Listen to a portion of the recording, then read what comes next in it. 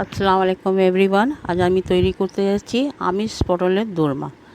500 গ্রাম পটল নিয়ে তাকে আমি ভালো করে ছুলে নিয়েছি। ছুলে নিয়ে এবার এর ভেতরের বীজগুলোকে সব বার করে নিয়েছি। বার করে নিয়ে এদিকে একটা পেস্ট তৈরি করছি। কাজু দিলাম, কাঁচা লঙ্কা, মৌরি আর পোস্ত, এইগুলো দিয়ে আমি একটা পেস্ট তৈরি করে নেব। এরপর আমি 500 গ্রাম কাতলা মাছ নিয়েছি, তাকে নুন হলুদ দিয়ে জলে দিয়ে দিয়েছি। দিয়ে এবার তাকে বসিয়ে সেদ্ধ করে নেব। মাছটা সেদ্ধ হয়ে গেছে, এবার আমি কাঁটাগুলো সব বার করে নিচ্ছি। কাঁটাগুলো সব বার করে নিয়ে এইবার আমি মাছের পুরটা তৈরি করতে যাচ্ছি।